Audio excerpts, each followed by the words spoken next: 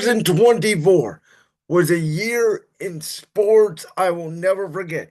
From the Kansas City Chiefs going back-to-back Super Bowl champions to the Boston Celtics winning it on the hardwood to Shohei Ohtani and the Los Angeles Dodgers winning the World Series to Caitlin Clark revolutionizing the WNBA and women's sports as a whole.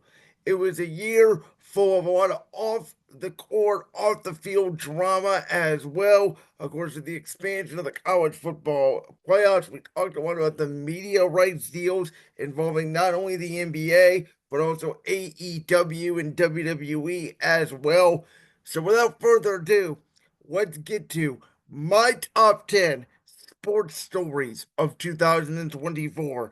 And just for note, this does not include professional wrestling, as of course later on in the Brand's World Christmas special, we will be covering the WWE Slammy Awards for 2024. So this is just, sports specific outside of professional wrestling. Hey guys, it's me popping in here because as I said when I started recording my top 2024 moments in sports, if Bill Belichick were to get the North Carolina head coaching job, it would be unequivocally the number one moment in sports in 2024, even over Caitlin Clark, even over Patrick Mahomes and the Chiefs going back to back, even over the NBA, WWE, AEW media rights deals.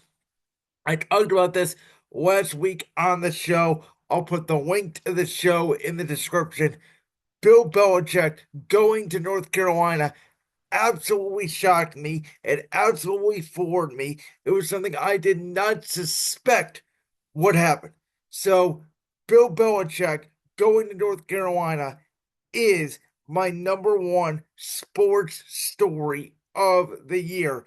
And so, with that, ignore everything else I said about 10 through 1 year in the top 10 sports stories of 2024. Take out number 10. Everything moves up one because slotted into that number one spot is Bill Belichick going to North Carolina. At number 10, I'm going to go with the U.S. men winning the gold medal in the 2024 Paris Olympics. The reason why this made my list is because we talked about with all the talent on that team, Steph Curry, LeBron James, Kevin Durant, obviously the drama that came with Jason Tatum not playing a lot, Joel Embiid playing big minutes for Team USA down the stretch. Obviously, Anthony Edwards was on that team. But it was basically the fact that this U.S. team was going to be the last great U.S. men's basketball team. And there was obviously a question there at the end whether they could win it. Steph Curry coming through huge in the last few games, burying threes left and right. And with the NBA, with these guys, like Victor Wembanyama and all these international players, Luka Doncic, of course, Nikola Jokic, with all these international players and the NBA becoming more global, and with our U.S. stars, LeBron James, Steph Curry, Kevin Durant, with that probably being their last Olympics, was this the last great U.S. men's team, which is historically obviously dominated in the Olympics. So that is why it is number 10 on my list. At number 9, Bronny James being drafted into the NBA, and simultaneously LeBron James and Bronny James becoming the first ever father son duo to play together on an NBA court. This is something that we had anticipated for years, and it finally happened. Something that maybe a lot of us thought maybe it couldn't have happened. Maybe LeBron would have to lead the Lakers. Maybe LeBron could not last. And the fact that LeBron James now, at age 40, is shattering the mold with athletes in the NBA, because we don't see NBA guys playing into their 40s the way Tom Brady did, the way Drew Brees did, the way Aaron Rodgers is doing right now in the NFL. We just don't see it in the NBA. This was talked about really ever since LeBron left the Cavs and joined the Lakers in 2018. And with everything that Bronny James went through, obviously with his cardiac arrest at USC, his draft stock slipping it into the second round, I don't care whether or not Bronny James is going to be a good NBA player or not. The fact that, again, out of everybody in the world, LeBron James and his son got to be the first father son duo to ever play together in the NBA game. That was a historic moment that to me does belong on this list. Number eight, after winning the college football national championship in dominating fashion. What a team it was. Jim Harbaugh returns to the NFL, and simultaneously, Bill Belichick leaves New England. And by the way, for the record, at the time of this recording, Bill Belichick has interviewed for the North Carolina position. If Bill Belichick gets that, to me, it will be undisputed the number one sports story of 2024. But this is a weird one because at the end of 2023, when I did my 2024 predictions in sports, I said Bill Belichick was going to leave New England. But ironically, I did not think he would take a year off. I thought his next destination would be where Jim Harbaugh ended up in the Los Angeles Chargers. You took a look at that roster. Obviously, we knew Brandon Staley was an absolute disaster, and he was a defensive head coach. And you look at what Jim Harbaugh and Jesse Minter, who came with him from Michigan, with the same talent, and the Chargers have a top five defense in the National Football League. Jim Harbaugh has taken a team that was, mostly led by Justin Herbert. Justin Herbert's going to end up this year with the most passing yards in the NFL for someone's first, 5, 6 years in the league in NFL history. He took a very talented team and he said, we don't need Keenan Allen. We don't need Mike Williams. You know what we need? We need Gus Edwards. We need J.K. Dobbins. I'll draft Wad McConkey in the third round, and we will move the football. We'll draft Joe Alt in the first round as well, our right tackle on Notre Dame, and we're going to be a physical football team. And again, Jesse Minter with the same talent, Derwin James, Khalil Mack, Joey Bosa, etc. The Chargers went from a laughingstock defense to one of the best defenses in the league. And for Belichick, we all knew this was coming. I thought it should have been a year earlier. The New England roster still is a complete mess somewhat, though I think now they have their answer at quarterback with Drake May. Mac Jones was not the answer at quarterback, and Belichick could not draft a receiver to save his life. And the do your job New England Patriot culture mantra that was created under Bill evaporated the minute Tom Brady walked out that door.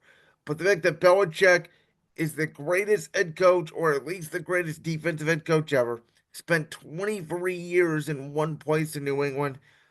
Obviously, it's a major story. It's the thing that we knew that was coming. But not only that, two major NFL head coaching moves going into this season was Harbaugh returning to the NFL and Belichick leaving New England. Number seven, the Celtics. That team ran for the Eastern Conference. They dominated the postseason, losing only 3 games, winning the NBA championship, and many of those games, especially in the finals against Dallas, completely wiped them out. Jason Tatum, who was drafted obviously in 2017, Jaylen Brown in 2018, they finally broke through. They finally got over the hump. This iteration of the Celtics team, who has went through multiple coaches, Brad Stevens, Ime Udoka, all the way to Joe Mazzulla.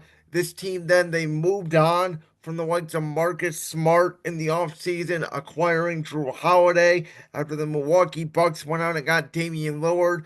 It really did open up the door for then Portland to send Drew to Boston. He was the biggest catalyst, I think, of them winning the championship outside of, the two guys and Jaylen Brown, Jason Tatum.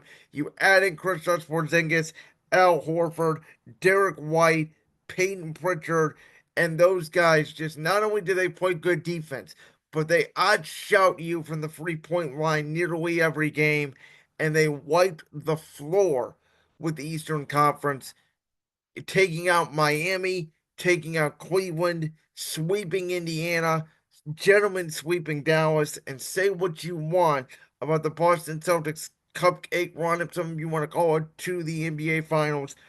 That was historically, one of the top maybe 15 teams ish of all time. Number six. It has to make the list, even though it was a complete disaster, which is why it's not higher on the list. Mike Tyson returns to the octagon and fights Jake Paul. As I said after the fight, it was more of a professional wrestling match, in my opinion, than a boxing match. But, ladies and gentlemen, 60 million people watch this fight between Jake Paul and Mike Tyson. Think about that. 60 million people just to watch an 8 round fight where Mike Tyson threw a couple punches. Obviously, the whole world was talking about it. It was a big test for Netflix, who was going to get the NFL on Christmas Day games this year, who was obviously streaming Raw on Netflix starting January 6th, 2025. But yeah, Paul Tyson objectively was one of the biggest events of the year, for worse or for better. Number five, how about Shohei Ohtani? He goes essentially across the county in Los Angeles from the Angels to the Dodgers.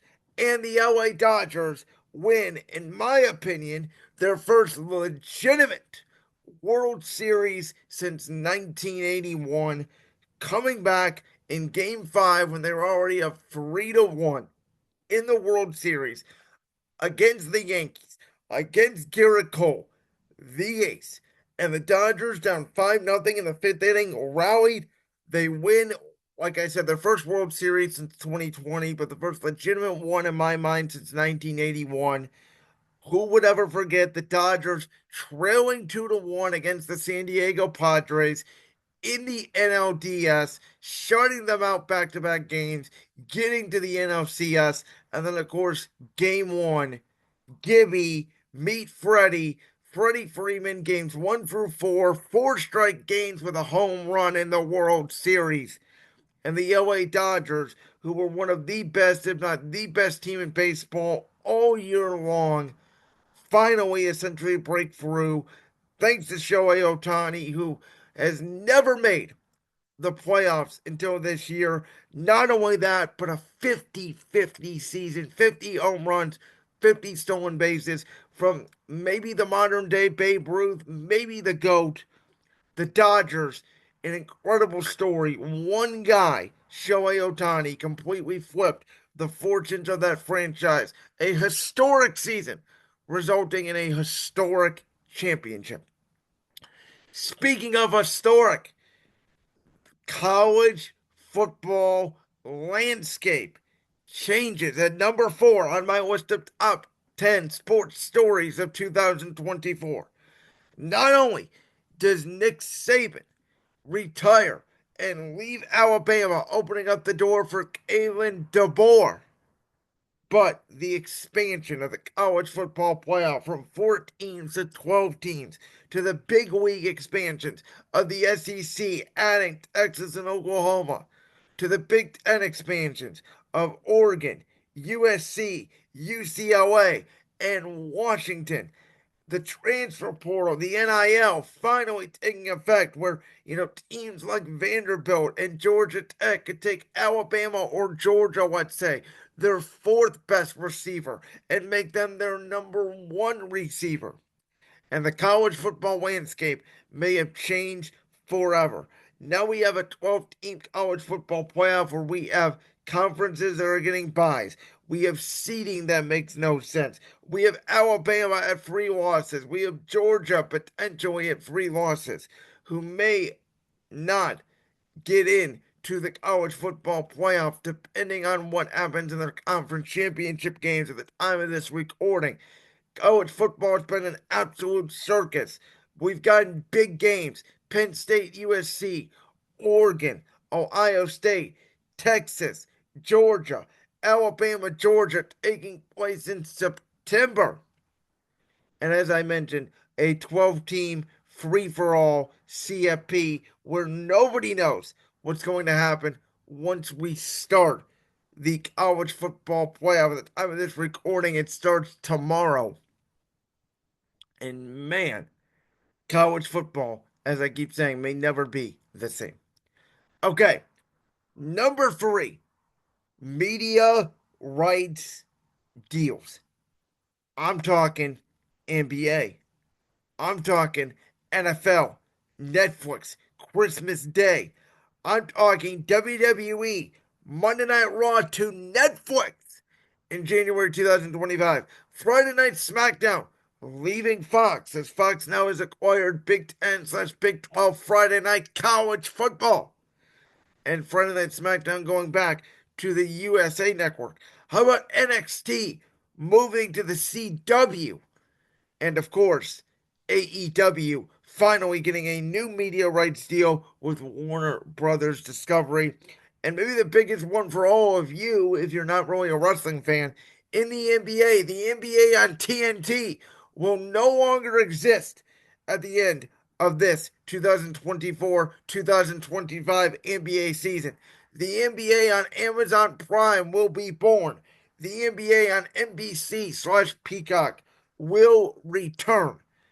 How many months did we speculate about these media rights deals, right? For the NBA, for WWE, for AEW, for each of them. What's it going to look like? Are they going to move on in the NBA's case from TNT? Is TNT going to come back and get a fourth package? Is Amazon really involved? For Raw, there was a lot of talk about could Raw go to Amazon Prime? Could it go to FX? Could even ESPN or ABC get involved? And no, Monday Night Raw is going to the platform where Jake Paul and Mike Tyson executed 60 million viewers.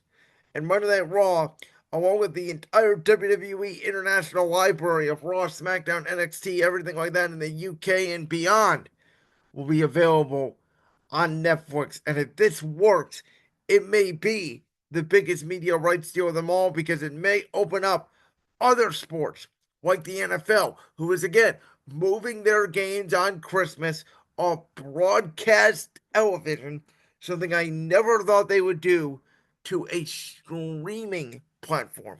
We know Thursday Night Football is on Amazon Prime. Christmas Day is a whole nother level of viewership.